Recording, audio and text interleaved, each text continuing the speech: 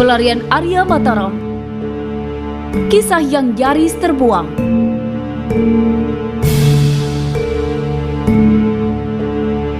Dalam episode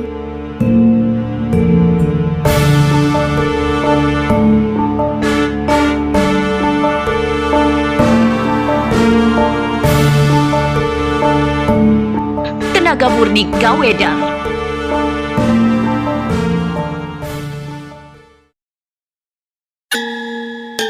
Punggawa Tuan langsung melompat ke arena, sedangkan si tua buta memeriksa keadaan Bujang Jawa.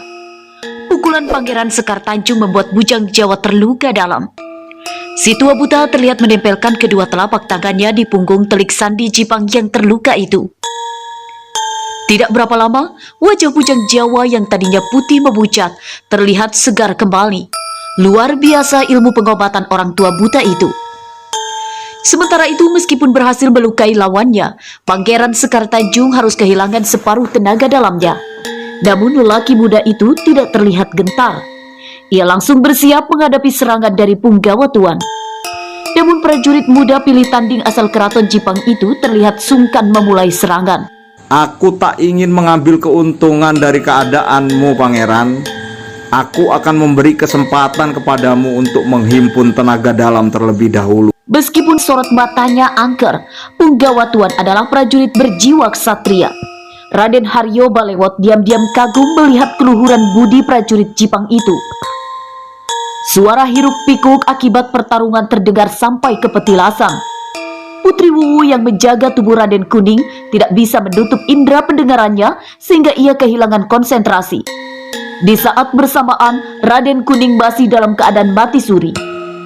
Entah karena terpicu oleh suara gaduh atau karena alasan lainnya, hawa panas dalam tubuhnya yang semula dihentikan melalui penutupan aliran darah, kini kembali bergolak mencari jalan keluar. Tubuh Raden Kuning kemudian bergerak perlahan merespon hawa tenaga panas itu. Tidak seberapa lama, ia lalu sadarkan diri. Di mana aku sekarang? Oh, ternyata engkau masih di sini, Di Ajeng. Alhamdulillah, Kang Mas. Engkau sudah siuman. Apakah eyangku menyakitimu? Tidak, Di Ajeng. Eyang Kiai justru memberikan petunjuk kepadaku. Maafkan aku jika sebelumnya mengaku orang tak memiliki kepandaian. Begitulah memang unik hubungan antara pria dan wanita. Meskipun telah dibohongi oleh Raden Kuning, tetapi Putri Retno Wulang nampak tidak terlihat kesal. Raden Kuning yang telah sadar dari siumannya membuat Putri Wuwu lega. Bahkan ia tidak mempersoalkan sikap Raden Kuning yang pura-pura sebagai kaula biasa yang tidak memiliki kepandaian bela diri. Kakang ini teganya membohongi anak kecil ya. Atas perlakuanmu itu, engkau masih berhutang maaf kepadaku. Nanti suatu saat, pasti akan aku tagih. Raden Kuning hanya menanggapi pernyataan Putri Wuwu dengan tersenyum. Ia sadar jika saat ini dirinya harus berhasil menemukan petunjuk untuk melewati fase ketiga. Jika ia gagal di fase ini, maka seluruh ilmu kanuragannya akan hilang. Maafkan aku, Wuwu. Hingga saat ini, tenaga panas dalam tubuhku belum bisa aku kendalikan. Jika aku tak bisa menemukan petunjuk yang ketiga, maka aku akan kehilangan seluruh kepandaianku. Jadi, perkenankanlah aku untuk kembali memejamkan mata, berzikir mengucap asma Allah, agar diberikan petunjuk, agar dapat melawan fase berikutnya. Putri Wuwu sadar jika ia tak boleh memecah konsentrasi Raden Kuning. Tanpa bicara, ia kemudian meringsut pergi. Niatnya adalah untuk memeriksa suara gaduh seperti orang sedang mengadu ilmu yang tadi sayup-sayup didengarnya.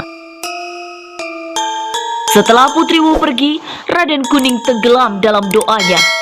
Batinnya memanjatkan doa agar ia diberi petunjuk oleh Gusti Allah. Dalam zikir menyebut asma Allah itu, Raden Kuning tidak mau memikirkan jawaban atas keadaannya kini.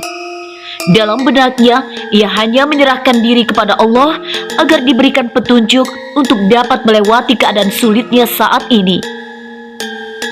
Sependidih air, tiba-tiba dalam pikirannya melintas kidung ilir-ilir, sebagaimana ditembangkan Eyang Kiai untuk menjadi petunjuk bagi Raden Kuning. Ler ilir, tandure wis sumilir tak ijo royo-royo tak senggo temanten anyar cah angon penek no blimbing kuwi lunyu penek no kanggo baso toto tiro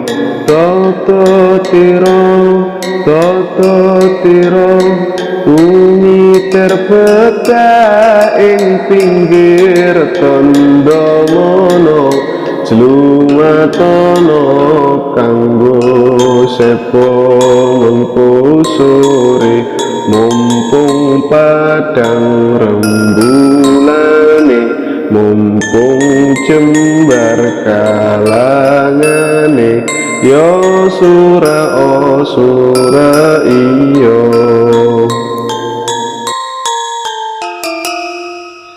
Setelah mengulang melafalkan syair Kidung Lir Ilir, tiba-tiba Raden Kuning seolah kembali mendapat petunjuk.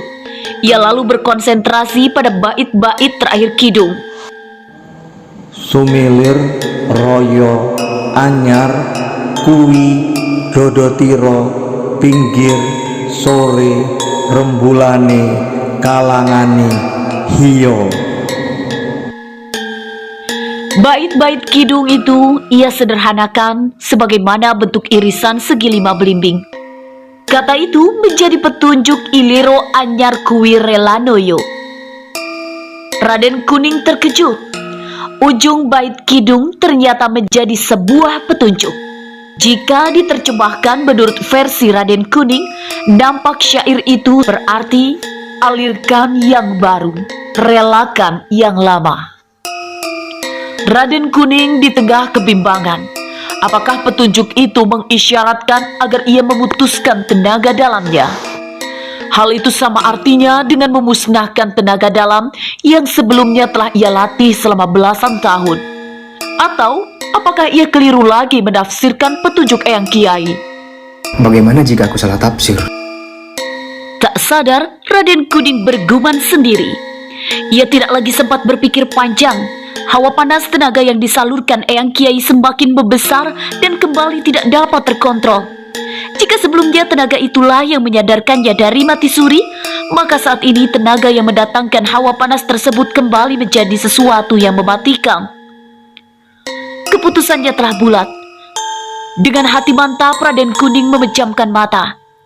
Ia akan memanfaatkan tenaga liar yang mengalir dalam tubuhnya untuk menghancurkan seluruh tenaga dalam miliknya hingga menjadi hampa. Jika memang keputusanku ini salah, maka aku akan menjadi orang biasa tanpa kepandaian kanuragan. Mungkin ini memang takdirku. Raden Kuning mengumpulkan sisa tenaga dalam di bawah pusar.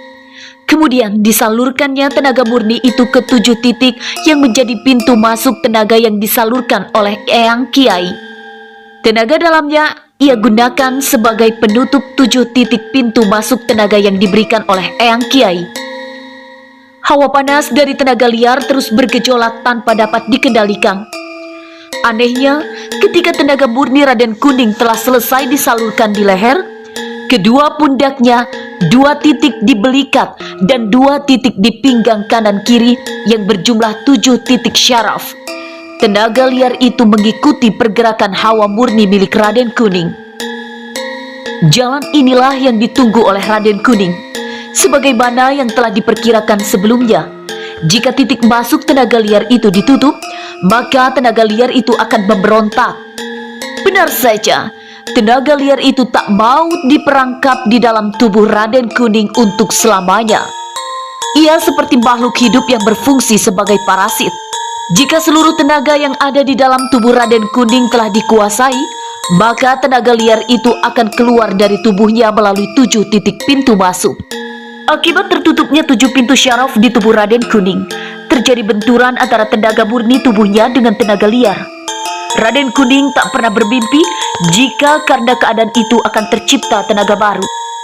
Berdasarkan teori tenaga murni yang dipelajarinya, jika terjadi benturan antara tenaga dalamnya sendiri, maka akan terjadi kerusakan. Itu adalah salah satu cara yang lazim digunakan untuk memusnahkan ilmu kanuragan. Dan cara itu yang kali ini dipakai oleh Raden Kuning. Namun yang dibenturkan bukan antara tenaga dalam sendiri, melainkan tenaga murni dalam tubuhnya dengan tenaga liar yang juga ada di dalam tubuhnya. Benturan tenaga dalam itu membuat tubuhnya berkeringat. Butiran peluh dengan derasnya membasahi seluruh tubuh, mulai dari ujung kaki sampai kepala. Tubuh Raden Kuning bergetar. Dari sela-sela bibirnya menetes darah segar. Badannya terguncang kuat. Posisi duduk bersilanya tiba-tiba terangkat dari bumi. Raden Kuning yang masih dalam duduk di silanya itu, tanpa disadarinya terangkat 1 depa ke atas. Anehnya, ketika ia tak lagi menyentuh bumi, 2 tenaga yang tadinya saling bertikai dan saling ingin menghancurkan, berubah jadi sebuah tenaga yang saling menggulung. Gulungan 2 tenaga dalam itu semakin lama semakin hebat. Hingga akhirnya guncangan 2 tenaga yang menjadi satu itu getarannya semakin perlahan. Berbarengan dengan itu, tubuh Raden Kuning yang basah oleh peluh terlontarkan ke atas menjebol atap petilasan yang terbuat dari daun pohon nipah kering. Tubuhnya terlontar hingga 5 depa ke atas. Dalam posisi terlontar oleh tenaga dalam yang sangat kuat itu, Raden Kuning berupaya mengontrol kesadarannya. Ia menarik tenaganya ke bawah pusar dan menyalurkannya ke seluruh tubuh. Ajaib, tenaga itu mau dikendalikan dan kini bersatu dalam tubuhnya. Tubuh Raden Kuning bersalto dan mendarat di tanah dengan indah. Subhanallah, anak muda. Tidak salah dugaanku. Engkau memang ternyata berjodoh dengan ilmu tenaga kawedarku. Engkau harus berjanji untuk menggunakan kepandaianmu ini semata-mata untuk syiar agama Islam. Jangan engkau sampingkan kepandaian barumu ini untuk hal-hal yang dilarang oleh agama. Berjanjilah, sehingga aku bisa pergi dengan tenang setelah ini. Eyang Kiai tersenyum senang. Lelaki sepuh yang tidak diketahui berapa usianya itu menengadahkan kedua tangannya ke atas layaknya orang berdoa. Tidak ada yang tahu berapa usianya. Yang jelas pria yang disegani seantero Pulau Jawa itu telah hidup selama 3 generasi. Alhamdulillah Yang Kiai. Aku berhasil menafsirkan inti dari ajaranmu. Aku berjanji akan selalu memegang teguh ajaranmu. Raden Kuning bersujud di hadapan pria sepuh itu. Bangunlah cucuku. Engkau harus menyelesaikan urusanmu di Tuban. Aku tidak mau lagi mencampuri urusan duniawi. Cucuku Wulan, cepat mendekat kemari, Nduk. Kalian berdua memang ditakdirkan untuk berjodoh denganku. Putri Retno Wulan segera mendekat. Ia langsung memberikan hormat. Kedua remaja yang kini ada di hadapannya itu dirangkul oleh Eyang Kiai. Kalian akan menemui banyak jalan yang terjal di depan sana. Sebagai Eyang gurumu, aku akan menitipkan kepada kalian 2 buah tanda yang dapat kalian gunakan jika kalian tersudut oleh titah para raja di Jawa. Eyang Kiai lalu mengeluarkan 2 buah benda terbuat dari emas berbentuk leontin yang bertuliskan Kawedar. Kedua anak muda itu tidak mengerti kegunaan kedua benda itu. Jika mereka tahu, pastilah mereka akan bergetar tangannya ketika menerima pemberian dari pria sepuh yang telah banyak berjasa bagi syiar agama Islam di Pulau Jawa tersebut. Terima kasih Yang Kiai. Kami berjanji akan selalu mengikuti jalan sebagaimana yang kau titahkan. Suara Raden Kuning terdengar hikmat.